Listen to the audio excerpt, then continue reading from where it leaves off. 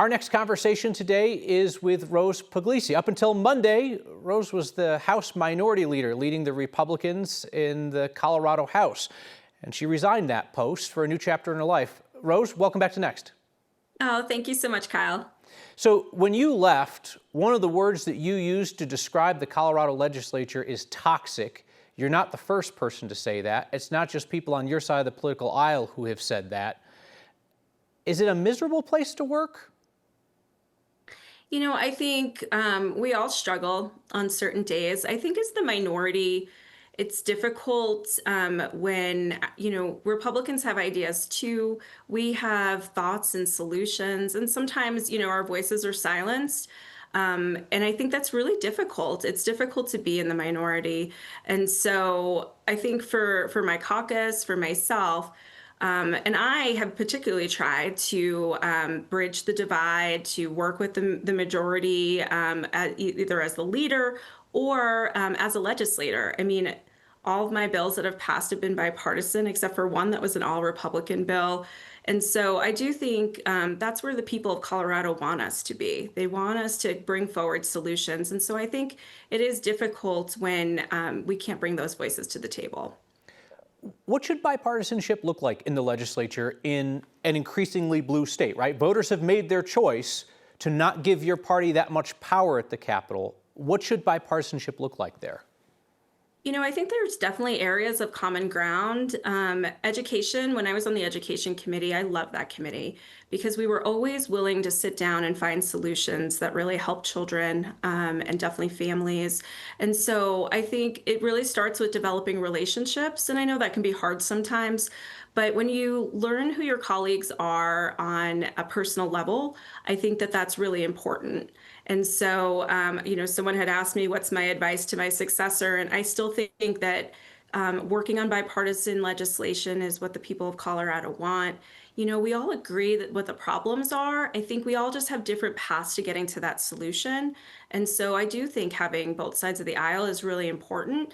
I think having that perspective is really important. And that doesn't mean that we have to compromise our values or our principles. It just means coming forward with solutions that work for, as many people as we can help.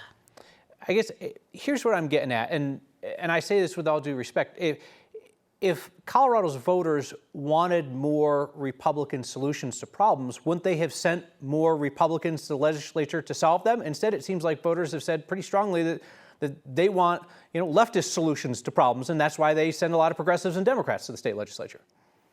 Well, I would push back just a little bit in that, when I started in the legislature, we were in the super minority.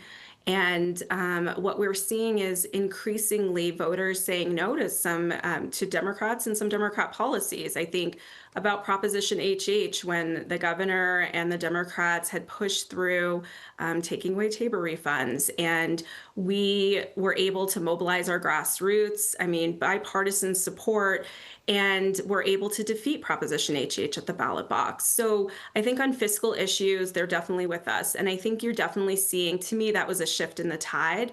And then that next November, we were able to win back 3 seats in very difficult districts. And so I do think the tide is changing. I think the momentum is changing. I think we as Republicans need to talk more directly to the people and make sure we're getting our message out. Yeah, I mean, certainly the party has bounced back from rock bottom during your tenure there in the House. I would also just note, when you talk about Prop HH, the tax measure, I think one of the big issues that had was the deceptive way in which it was marketed to the public, because you had a year in which the governor did very well in his reelect, but his signature issue went down in flames. And for what it's worth, I think the deceptive marketing around that had something to do with that. Can I ask you a question about personalities in politics? You said in your resignation letter that you wanted to see the legislature find a path forward that places policy over personalities.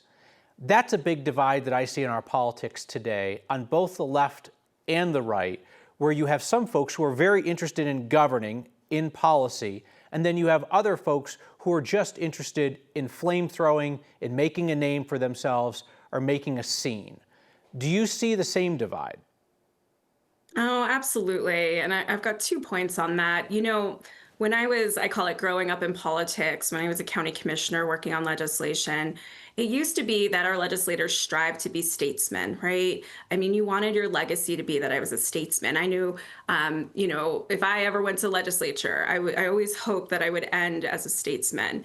And now it's more about being social media famous, is what it feels like for a lot of people. And I'm a policy geek. I say it all the time. I really care about the policy and making good policy. And as minority leader, I actually had a post-it note on my desk that said policy over people. And sometimes, when people were maybe on that line, I would take that post-it note and just, hold it up. And the majority had seen that too. And, in the resolution on that last day of special session, putting aside the other things that had happened, they had actually put that language in the resolution because they thought that that was a strong message to both sides, that we really need to focus on the policy and not the people. So I know you don't get a vote in who succeeds you, and I get the sense that you don't want to weigh in on that publicly. But is it fair to say that you want to see House Republicans continue on the path of policy, even if it means compromise with Democrats, over just kind of like an own the libs feeling? I think I'm not weighing in on who the next minority leader is. For me, fundraising is the biggest part of that job, and marching us back to the majority. But I think that you have to establish some relationships with people across the aisle, especially in the minority. And so I do hope that they can follow my lead. And I think, I've got such amazing caucus members, really, truly, in their heart. They want to do what's right for the people of Colorado. Again, we don't always see everything exactly the same, but I do think that there is a middle that we can find. And I think that that's a good place to be because I truly believe that's where the people of Colorado are. Had you made the decision that you were going to leave before last week, in the violence of last week, the political assassination of Charlie Kirk, the school shooting in Evergreen? I know you're a mom of kids, raising them on your own. Had you made that decision before the violence of last week? Not the resignation part necessarily. I have struggled in the legislature. If you read my resignation letter, and I encourage people to do, that was truth, right? We had a rough special session in a lot of different ways. And then I had gone back to Grand Junction and had been surrounded by so many friends and so much love, and just felt like I was in a really good place.